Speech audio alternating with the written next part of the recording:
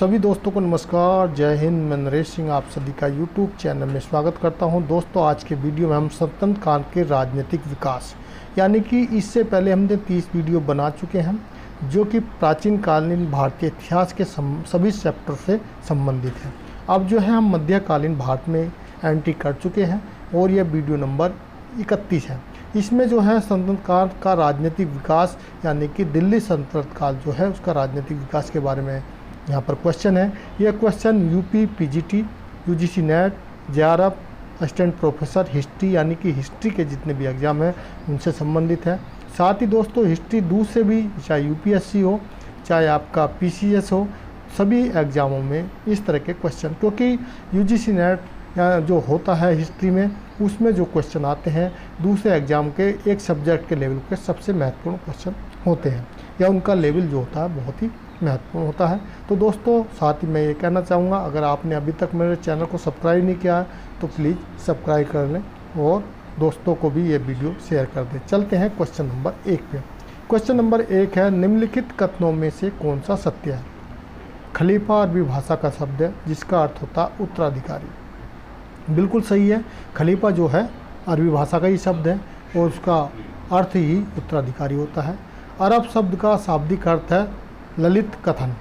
तो दोस्तों यह भी सही है, अरब शब्द का शाब्दिक अर्थ ललित कथन है।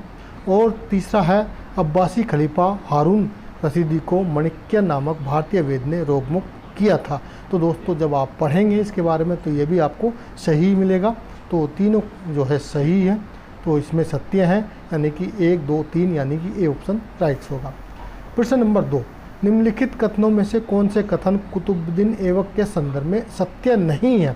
तो दोस्तों यह क्वेश्चन को भी आप ठीक से पढ़ना है। सत्य पूछा गया है, सत्य नहीं पूछा गया।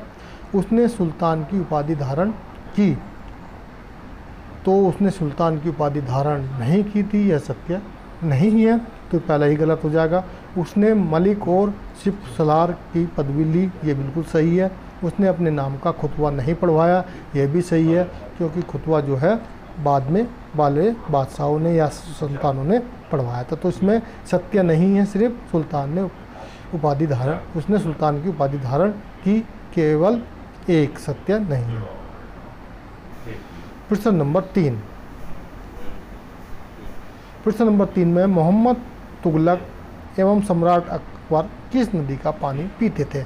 यह क्वेश्चन यूजीसी नेट 2011 में, उसके बाद पीजीटी इत्यादि एग्ज़ामों में भी क्वेश्चन आए हैं। दोस्तों एक चीज़ और बता दूं, जैसे कभी भी कोई एग्ज़ाम होता है, जैसे मान लिया यूजीसी नेट का हुआ या फिर यूपीएससी का कोई भी एग्ज़ाम होता है, अगर कोई क्वेश्चन उस एग्ज़ाम में आया है तो दूसरा उससे रिलेटिव एग्ज़ाम में क्वेश्चन पक्का रिपीट होता है, थोड़ा चेंज करके, यानी कि थोड़ा चेंज हो जाता है, लेकिन क्वेश्चन ज़रूर उस साल में रिपीट होता है।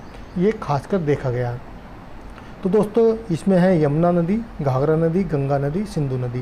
तो दोस्तों यह तो सिंपल है, गंगा नदी का पानी पीते थे। प्रश्न नंबर 4 है, हसन निजामी और फक ए मुबरी किसके दरबारी कवि थे? तो दोस्तों यह भी क्वेश्चन हसन निजामी के बारे में पता ही होगा। कुतुबुद्दीन ऐबक, इल्तुतमिश, बलबन, अलाउद्दीन खिलजी, तो यह कुतुबुद्दीन ऐबक के दरबारी कवि थे। प्रश्न नंबर 5 है, अमीर खुसरो द्वारा लिखित मुफ्ता उल फुतूह में किस घटना का वर्णन है? अलाउद्दीन खिलजी के सैनिक अभियान है, बी बुकरा खान और केकुबात के बीच मुलाकात का है, या अलाउद्दीन खिलजी की चित्तौड़ विजय है, और डी है गियासुद्दीन तुगलक की उपलब्धियां हैं। तो दोस्तों जलालुद्दीन खिलजी के सैनिक अभियान का वर्णन इसमें दिया गया है।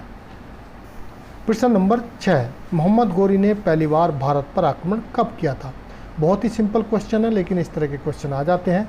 1172 में, 1175 में, सी 1178 में, डी 1182 में। तो दोस्तों 1175 में आक्रमण किया था। प्रश्न नंबर 7 है, मोहम्मद बिन कासिम ने भारत पर आक्रमण किया था?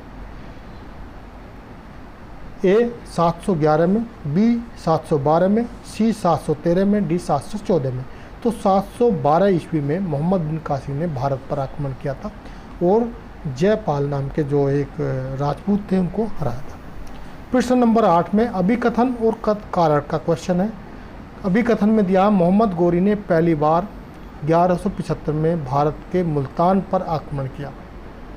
बिल्कुल सही बात है, 1175 में पहला आक्रमण किया था। उस समय वहाँ करमात जाति के मुस्लिम शासकों का राज्य था। तो ये भी सही है, यानी कि जो वहाँ पर थे करमात जाति थी एक और मुस्लिम शासक थे। तो ए और आर दोनों सही हैं, आर ए की व्याख्या भी सही है। तो ए ऑप्शन राइट होगा। प्रश्न नंबर 9, किन खलीफाओं के काल में अपने जीवन काल में ही उत्तराधिकारी मनोनीत करने की परंपरा प्रचलित थी? यानी कि जो खलीफा हुआ करते थे, आपने अगर इस्लाम के बारे में पढ़ा होगा तो आपको जानकारी है। तो खलीफा पहले क्या थी, खलीफा जो होते थे उनकी मृत्यु के बाद जो है उनका उत्तराधिकारी नियुक्त होता था। लेकिन कुछ खलीफा यानी कि खलीफा जैसे राशिद खलीफाएँ हैं, सैयद हैं, उमैया है, अब्बासी खलीफाएँ हैं, अलग अलग खलीफाए का एक कहने मतलब वंश चला है।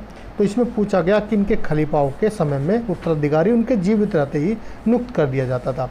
तो इसमें ए में दिया है राशिद खलीफाओं के काल में, सैयद खलीफाओं के काल में, उमैया खलीफाओं के काल में या अब्बासी खलीफाओं के काल में। तो दोस्तों उमैया जो खलीफा काल था उस समय उनका उत्तराधिकारी उनके सामने ही नियुक्त हो जाता था। प्रश्न नंबर 10 है, लिंगराज मंदिर किस प्रदेश में है? ए उड़ीसा, बी आंध्र प्रदेश, सी उत्तर प्रदेश, डी कर्नाटक। तो यह उड़ीसा में है। ये बहुत तो सिंपल क्वेश्चन है। प्रश्न नंबर 11 है, निम्नलिखित कथनों में से कौन से कथन गियासुद्दीन तुगलक के संदर्भ में सत्य नहीं है? यानी कि गियासुद्दीन तुगलक जो है उनके बारे में सही नहीं है। ए में नंबर 1 में दिया उसने निजामुद्दीन औलिया के साथ मित्रता की। तो यह तो बिल्कुल सही है, उन्होंने निजामुद्दीन औलिया के साथ मित्रता थी यानी कि दोस्ती थी। उसने खोतों और मुकदमों को कुछ रियायतें दी, यह सही नहीं है। उन्होंने खोतों और मुकदमों को कोई ऐसी रियायतें नहीं दी, ऐसा वर्णन नहीं मिलता। उसने अपने पुत्र उलुग खां को प्रतापरुद्र के बकाया पेशकश की वसूली के लिए भेजा। तो यह भी नहीं है। उसने हक ए सब्र नामक कर लगाया। तो दोस्तों इसमें सही नहीं है, 2 और 4 दिया है। उसमें खोतो पहला वाला सही है, 2 सही नहीं है। उसने अपने पुत्र उलुग खान को प्रतापरुद्र के, हाँ जो मान लिया इधर वारंगल के एक शासक थे रुद्र प्रताप, उनके पास भेजा था, ये सही हो जाएगा। उसने हक ए सब्र नामक कर लगाया, ये गलत हो जाएगा, यानी कि सही नहीं है। दूसरा और चौथा सही नहीं है, पहला और दूसरा सही है। प्रश्न नंबर 12, निम्नलिखित कथनों में से कौन से कथन गियासुद्दीन तुगलक के संदर्भ में सत्य है? तो यहाँ पर गियासुद्दीन तुगलक गलत हो गया दोस्तों, इस क्वेश्चन को छोड़ देते हैं, यानी कि ये होना चाहिए था यहाँ पर कौन से कथन सत्य हैं। लिंगराज मंदिर उड़ीसा की राजधानी भुवनेश्वर में है। तो दोस्तों बिल्कुल सही है। लिंगराज मंदिर को जजित केसरी ने बनवाया था, यह भी बिल्कुल सही है। लिंगराज मंदिर को 11वीं सदी में बनाया गया, लेकिन इसके कुछ हिस्से 1400 साल पुराने हैं, यह भी सही है। तो दोस्तों इसमें लिंगराज मंदिर के बारे में होना चाहिए था, लेकिन टाइप करते हुए कॉपी में गड़बड़ हो गई है। तो यहाँ पर लिंगराज मंदिर के बारे में कथन सत्य है, तो तीनों कथन सत्य हैं। प्रश्न नंबर 13 में सूची दी है, एक सूची को दूसरी सूची से मिलाना है, और ये बहुत बार क्वेश्चन आए हैं, पूरा क्वेश्चन नहीं तो एक संबंधित आया। हक ए सब्र, बी में दिया किस्मत, सी में दिया तकावी और डी में दिया है उसलूब। सूची 2 में दिया कृषकों को दिया जाने वाला ऋण, या दूसरे में दिया जलकर, और तीसरे में दिया भूमि संबंधी उपकर, और चौथे में अधिनियम। तो आपको बताना है ऊपर वाले से संबंधित नीचे कौन सा संबंधित है। तो दोस्तों हक ए सब्र जो था जल कर था, यानी कि जो जल के लिए यानी कि सिंचाई के लिए जो कर लिया जाता था उसको जो है हक ए सब्र बोला जाता था। किस्मत दूसरा जो है दोस्तों, किस्मत जो है एक तरह का भूमि संबंधी उपकर था। क्या था? भूमि संबंधी उपकर था। और तकावी जो था कृषकों को दिया जाने वाला एक ऋण था, यानी कि कृषकों को उनकी आवश्यकता के अनुसार अगर पैसे की जरूरत थी तो उनको ऋण दे दिया जाता था, उसको जो बोला जाता था वो तकावी बोला जाता था। और दोस्तों उसलूब जो था एक अधिनियम था। तो दोस्तों इसमें ए का दूसरा, बी का तीसरा, सी का पहला और डी का चौथा सही ऑप्शन है। प्रश्न नंबर 14 में जो है अभिकथन और कारण दिया है। अभिकथन में उत्तर भारत में इस्लाम को प्रतिष्ठित करने में इक्ता प्रथा का दूरगामी प्रभाव हुआ। तो बिल्कुल सही है। उत्तर भारत में जो इक्ता प्रथा वो थी सल्तनत काल में कि जो उन राजाओं के यानी कि जमींदार उनके यहाँ जो अधिकारी गण होते थे, यानी कि राज प्रशासन को चलाने के लिए जो अधिकारी होते थे, जिन जैसे आज की डेट में अधिकारी, तो उस समय भी जो विभाग के अध्यक्ष होते थे या सेना में होते थे, सेना नायक होते थे, उपसेना, तो उनको एकता दी जाती थी।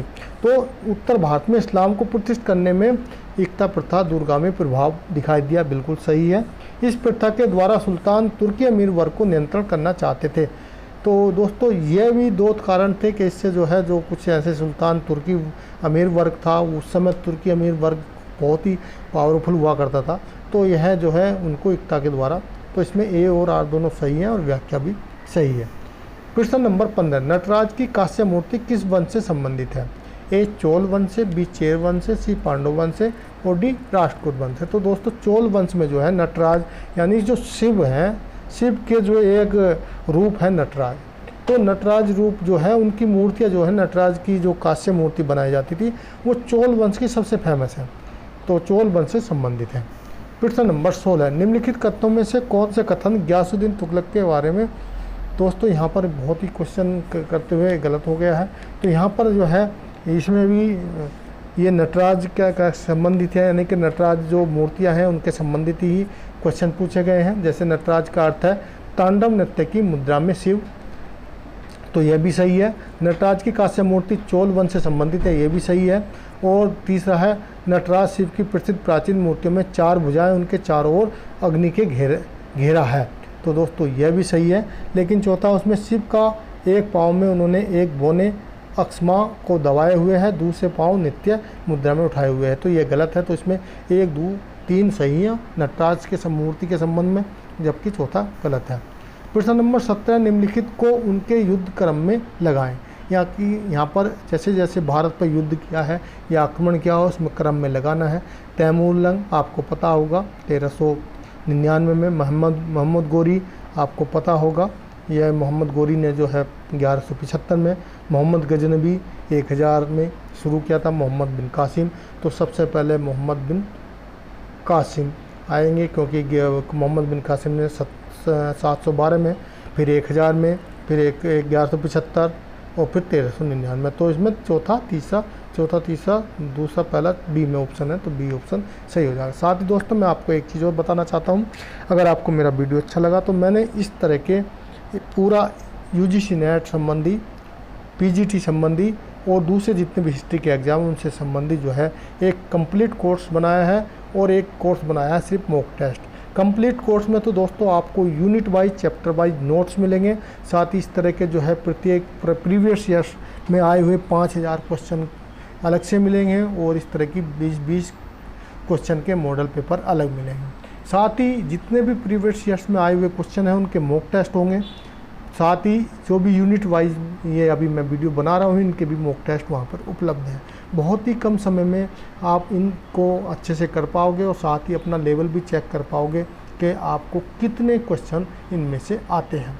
तो दोस्तों आप इस कोर्स को लेना चाहते हैं तो आप ले सकते हैं, मेरे ने जो है उसका लिंक इस वीडियो के डिस्क्रिप्शन में दे दिया है। एक वेबसाइट है www.netexam.com, वहाँ पर उपलब्ध है कोर्स और बहुत ही कम पैसे में आपको मिल जाएगा। साथ ही दोस्तों मैंने 5000 क्वेश्चन इस तरह के छांटे हैं जो प्रीवियस में आए हैं और चैप्टर वाइज, उनका मैंने ई बुक बनाया है, वो ई बुक भी आप लेना चाहते हैं तो वो भी ले सकते हैं।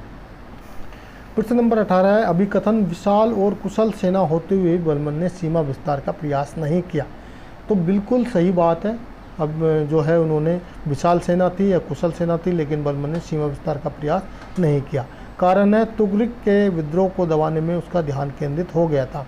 तो दोस्तों ये भी सही है, कथन दोनों सही हैं लेकिन व्याख्या सही नहीं है, तो इसका बी ऑप्शन सही हो जाएगा। ए और आर सही है लेकिन व्याख्या सही नहीं है। प्रश्न नंबर 19, एमोक्स वर्ष किस वंश से संबंधित है? ए राष्ट्रकूट से, बिल्कुल राष्ट्रकूट वंश के ही संबंधित है, चोल चेर नहीं, पांडव नहीं है, तो ए ऑप्शन राइट होगा। प्रश्न नंबर 20 और लास्ट इस वीडियो का, अलाउद्दीन खिलजी के शासनकाल में आमिल कौन थे? गांव के स्तर पर स्थानीय भूस्वामी, बी में भू राजस्व की वसूली करने वाला सहकारी प्रतिनिधित्व, और सी है अनाज को खुरासानी और मुल्तानी व्यापारी, गांव में शहरों को अनाज ले जाने वाले बंजारे। तो दोस्तों भू राजस्व की वसूली करने वाले सहकारी प्रतिनिधित्व को आमिल बोला जाता था, तो इसमें बी ऑप्शन राइट होगा। दोस्तों वीडियो अच्छे लगे तो वीडियो को लाइक ज़रूर कर दें और अभी तक आपने चैनल को सब्सक्राइब नहीं किया तो प्लीज़ चैनल भी सब्सक्राइब कर लें, साथ में लगी बेल आइकन को भी दबा लें और ये वीडियो को दोस्तों को भी शेयर कर दें, जिससे ज़्यादा से ज़्यादा लोग इसको देख पाएँ। साथ ही दोस्तों, आप अगर ये पूरे मॉक टेस्ट इस तरह के जो मैं बना रहा हूँ टेक्स्ट में पढ़ना चाहते हैं तो मेरी वेबसाइट है www.ldcnetexam.com पे जाके आप विजिट करें।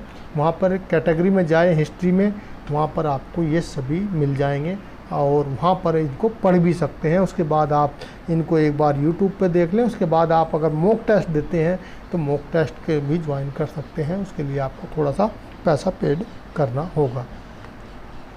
वीडियो देखने के लिए थैंक यू, धन्यवाद।